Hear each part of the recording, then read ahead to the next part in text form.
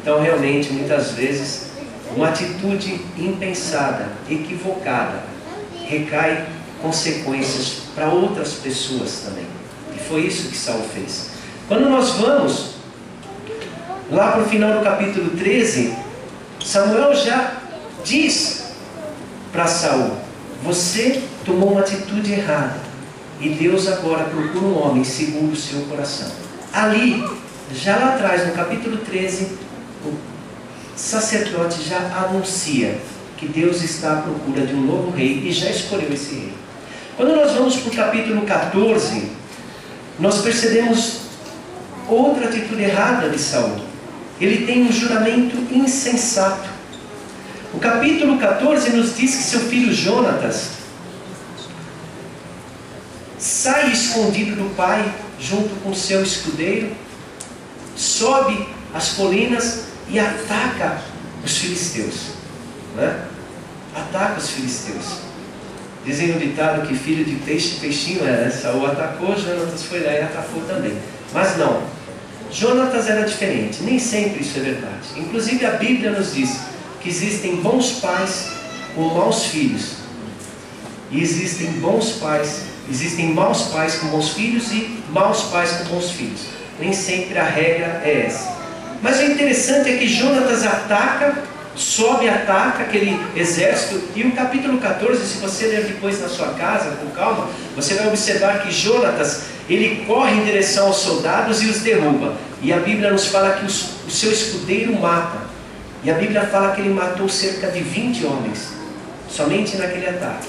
Mas a Bíblia também fala que nesse capítulo 14, que Deus estava com Jonatas. E Deus dá a vitória. E no desenrolar desse capítulo 14 é interessante observar que você percebe que os soldados filisteus começam a ficar em confusão.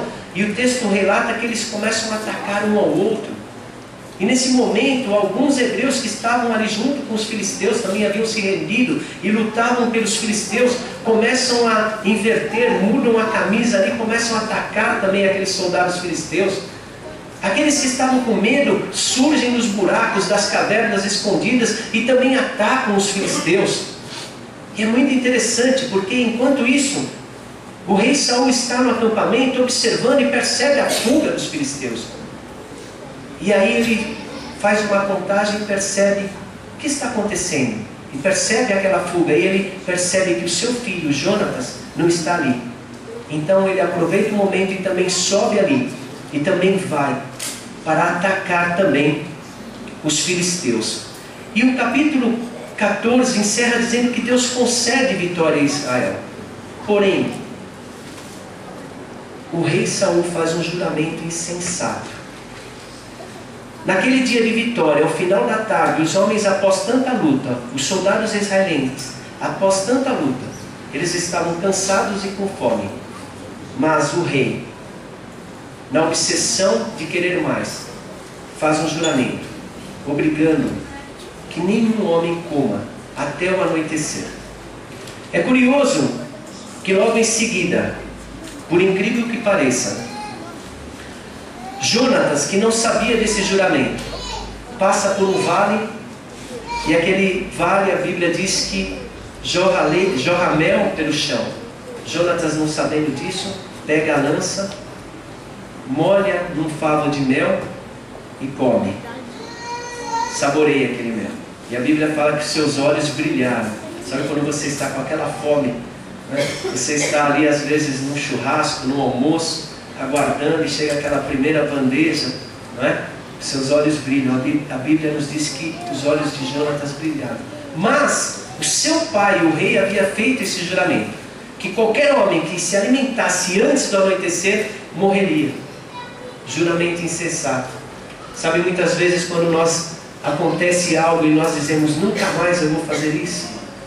Às vezes para um filho, olha, daqui para frente isso não vai acontecer, não vou mais comprar, não vou. Naquela hora de nervoso, naquela hora sem parar, sem refletir, sem pensar, você diz as coisas. E talvez a melhor opção é aquela frase que diz, nunca diga nunca. Mas esse homem, esse rei, fez esse juramento insensato. E depois, naquela época, era comum eles jogarem a sorte. E ele, em seguida, ele ratifica, ele faz firme e diz: esse homem vai morrer, mesmo que seja meu filho. E era Jonatas quem tinha quebrado essa ordem do seu pai, do rei Saul. É interessante porque eles jogam as sortes, fica o rei Saul e seu filho Jonatas de um lado e o exército israelense de outro. E as sortes apontam para o rei Saul e para seu filho Jonatas. Em seguida, eles ficam de um lado Saul, de outro lado Jonatas, e novamente eles jogam a sorte, e as sortes apontam para Jonatas. E ele disse: ainda que seja meu filho, morrerá. Mas o exército diz: não, o Senhor nos deu a vitória, e o Senhor abençoou Jonatas, e não permite. Mas o profeta, o sacerdote, novamente Samuel diz: você errou, fez um juramento insensato. Quando nós vamos no 15, o capítulo que antecede aqui a escolha de Deus por Davi, nós percebemos novamente a desobediência do rei Saul a Deus. Por quê? Porque Samuel se dirige, depois de todos esses acontecimentos, a Saul e diz: Saul, agora o exército de Israel vai atacar os amalequitas, mas vai destruir todo esse exército. Vai matar homens, mulheres, crianças, animais. Não deve ficar nada. Porque esse povo lá atrás atacou o povo de Deus quando saiu do Egito. Então Deus, lá na frente, fala: ataquem e matem a todos. Saul vai lá, mata a todos. Mas cresce o olho lá nos bois, nas ovelhas, e não mata. Pega para ele. Quando Samuel volta e vai conversar com Saul: o que houve, Saul? Fez isso? Fiz. Mas Samuel ouve um barulho de boi, de ovelha. O que é isso? Então Saul diz: não, mas é porque eu peguei alguns animais dos amalequitas. E também o rei, não o matei. Samuel diz: você desobedeceu. Você não deveria ter feito isso. E é maravilhoso o texto quando ele diz, no final do 15: acaso tem o Senhor tanto prazer em holocausto e em sacrifícios, quando em que se obedeça a sua palavra? Porque o rei diz: mas eu trouxe, mas eu sacrifiquei. E Samuel diz: não, não é isso que eu quero. Não é isso que Deus quer, não é isso que Deus mandou. Deus disse obediência. Em seguida ele diz: a obediência é melhor do que o sacrifício, e a submissão é melhor do que a gordura de carneiros. Hoje à tarde eu lia novamente esse trecho que me lembrava de Jesus. Porque aqui fala de obediência e fala de submissão. E esse texto já aqui quase que aponta para Jesus, sendo obediente em morte de cruz. E submisso, mesmo quando orou no Getsemane e disse: Senhor, se possível passa de mim, mas se for esta a tua vontade. E se submeteu a Deus. Mas aquele rei Saul não fez isso. Desobedeceu, não fez, não acatou a ordem. Deus falou: vai lá e mata todos. Ele guardou algo para ele. Então Samuel disse: não é assim, você desobedeceu.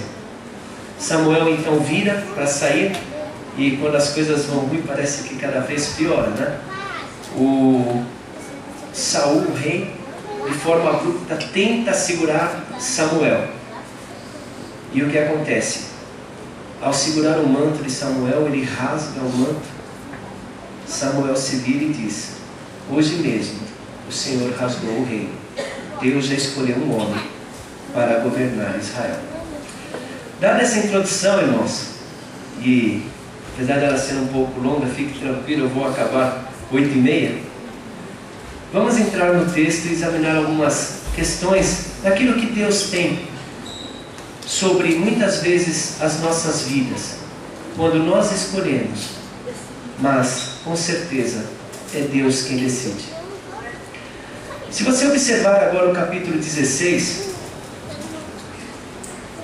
você percebe que, primeiramente, o Senhor se revela a Samuel.